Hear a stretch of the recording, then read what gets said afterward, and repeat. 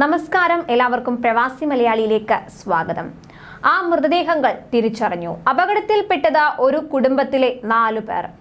ഒമാനിൽ കഴിഞ്ഞ ദിവസമാണ് വാഹനങ്ങൾ കൂട്ടിയിടിച്ചുണ്ടായ തീപിടുത്തത്തിൽ കത്തിക്കരിഞ്ഞ നിലയിൽ മൃതദേഹങ്ങൾ കാണപ്പെട്ടത്. മൃതദേഹങ്ങളും വാഹനവും ഏതാണ്ട് പൂർണ്ണമായി കത്തിയതിനാൽ ആളുകളെ ആദ്യഘട്ടത്തിൽ തിരിച്ചറിയാനാകുമായിരുന്നില്ല.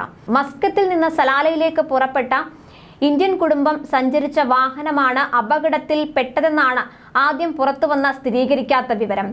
എന്നാൽ പുറത്തുവന്ന സംശയങ്ങൾ പോലെ ഇന്ത്യൻ കുടുംബം തന്നെയാണ് അപകടത്തിൽ പെട്ടതെന്ന സ്ഥിരീകരണം വന്നിരിക്കുകയാണ്.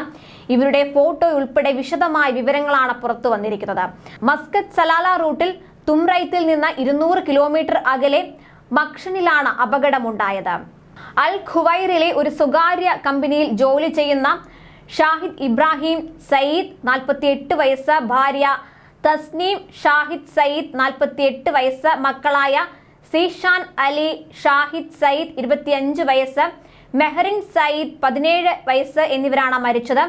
സീഷാൻ ബർക്കയിലെ ഒരു സ്വകാര്യ കമ്പനിയിൽ സെയിൽസ് എക്സിക്യൂട്ടീവായി ജോലി ചെയ്യുകയായിരുന്നു. മെഹറിൻ ഈ വർഷമാണ് +2 പൂർത്തിയാക്കിയത്. യമൻ സ്വദേശിയും കുട്ടിയും ഉൾപ്പെടെ 6 പേരാണ് അപകടത്തിൽ മരിച്ചത്. മൃതദേഹങ്ങൾ സുൽത്താൻ ഖാബൂസ് ആശുപത്രിയിൽ സൂക്ഷിച്ചിരിക്കുകയാണ്. മസ്കത്തിൽ നിന്ന് രാവിലെ സലാലയിലേക്ക് പുറപ്പെട്ട കുടുംബത്തെക്കുറിച്ച് വിവരമൊന്നും ഉണ്ടായിരുന്നില്ല. ഇതോടെയാണ് ഇവരാകാം അപകടത്തിൽപ്പെട്ടതെന്ന സംശയം ആദ്യഘട്ടത്തിൽ ബലപ്പെട്ടത്.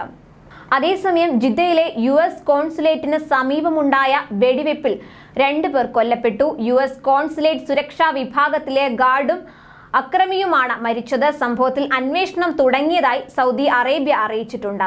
സൗദിയുടെ അന്വേഷണത്തിൽ സഹകരിക്കുന്നതായി US എംബസി വ്യക്തമാക്കി. ഇന്നലെ വൈകിട്ട് 6:45-നാണ് ജിദ്ദയിലെ US കോൺസുലേറ്റിനരികിൽ വെടിവെപ്പ് ഉണ്ടായത്.